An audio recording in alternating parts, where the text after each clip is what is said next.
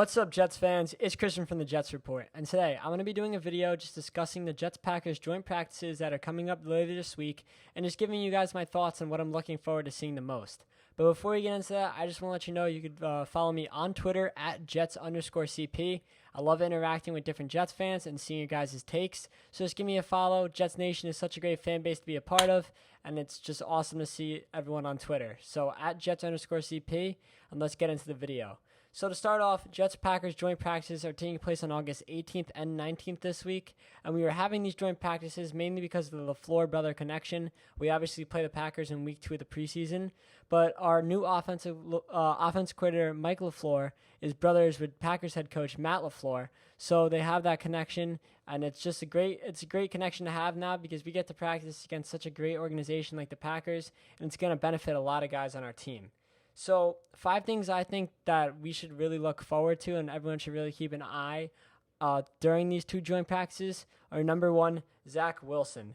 Packers defense is stacked. I mean, they have great guys like Jair Alexander, Darnell Savage, Zadarius Smith at all levels of the defense. And it's just going to be a great test for Zach Wilson because, as you know, he's had some sort of up and down camp. We can't lie. There's some reports that are coming out saying he struggles some days, plays well some days, which is normal for a rookie. But then in preseason week 1 against the Giants, he looked really good, really confident. Obviously, it was a vanilla, simple type offense, but he still looked very good. He made his throws. He stepped up in the pocket. He faced some pressure. But this Packers defense is going to be a little bit better than the Giants defense, obviously, because the Giants were resting a lot of guys. So this is just going to be an even bit of a harder test, but it's going to be good, and it's a great experience for Zach Wilson before week 1 of the regular season. Another guy to focus on is Karl Lawson. Obviously, as everyone knows, he's been tearing up training camp. I mean, he's been blowing past guys like Mekhi Becton, George Fant, Morgan Moses, all those guys. I mean, there hasn't been a day where he hasn't balled out. He's just that special. He seemed like he's going to be the legit edge rusher that the New York Jets haven't had in ages. And I just want to see him against another good, solid Packers O-line. I do know David Bakhtiari is coming off that ACL injury, so I don't know if he's practicing. I haven't really been following the Packers camp.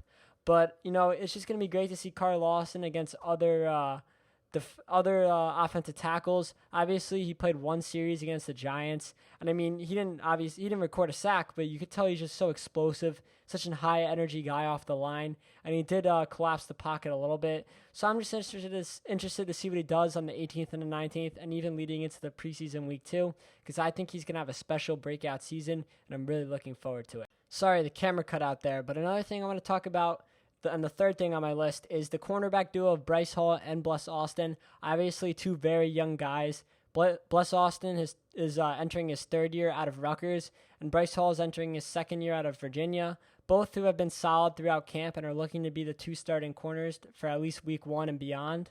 And I just want to see how they perform against guys in the Packers like Devontae Adams, Devin Funchess, Alan Lazard, because the Packers wide receivers are going to be a little bit better than Giants in preseason week 1. Because the Giants are sitting guys like Galladay, Shepard, all those guys. I mean, the cornerback duo of Bryce Hall and Bless Austin did play well in preseason week 1, but obviously I just want to see him against better competition, and I think that's going to be very interesting. And also just moving down the depth chart, you could also look at guys like Brandon Eccles, who played well, Jason Pinnock, who had a pretty solid game, and just see how they perform against them too. Because obviously Devontae Adams is a world-class receiver. In my opinion, he's top 2, if not number 1 in the NFL right now.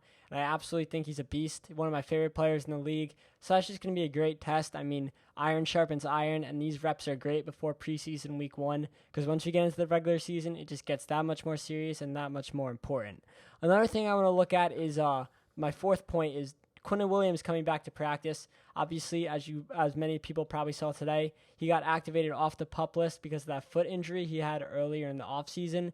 Just another piece that's just added to the already stacked defensive line. Quinn Williams obviously had that breakout season last year with 8 sacks, absolutely balled out. And now with the additions like Karl Lawson and the emergence of Bryce Huff and Jonathan Franklin-Myers, Quinn Williams is going to open up that pass rush ability for those outside guys so much more now. He's going to be warranting a lot of attention through the middle, and he's an 8-sack type of guy. I mean, he gets to the quarterback himself, so it's just going to be that much more better on the defensive line, that much more lethal. And I think this unit's going to be so stacked this year, so I'm super excited to see that. Obviously, they're going to, take it easy with Quinn to begin. I don't expect him to be doing too many crazy stuff this week, obviously, because he's such an important player coming back from a major injury. But, you want to see him get some reps, get some good reps against like the Packers offensive line, who's pretty solid. So I think that's going to be a really interesting thing to keep your eye on. I don't know if he's playing in the preseason game this week. That's a little iffy. I mean, if he's not 100% ready to go, I wouldn't. Just take it easy, get him some reps, and maybe play him next week. But it's just such a huge piece to have back. And lastly, the fifth thing I want to say is just like the overall the good experience that I get from joint practices with the Packers, because obviously everyone knows Packers have been a great franchise for as long as forever. I mean, they've always had great quarterback play, always a contending team. You always see them in the mix for a championship. Absolutely stellar organization. And it's just great to have the Jets be around that, because iron sharpens iron, and it's just a great experience for the young guys to go against this good of a team, for even some of like the coaches just to have good talks with the Packers. Obviously, it's not going to get too serious. Like, we're not going to be in their meeting rooms or anything. But it's just great to be around an organization like that, because they're greatness. And the only way you're going to get to be that great is being around other great organizations. So that's just great for the Jets in general. I really think this joint practice is going to benefit us so much. And I'm really interested to see how it turns out. So let me know your thoughts in the comments section down below. And as always, go Jets.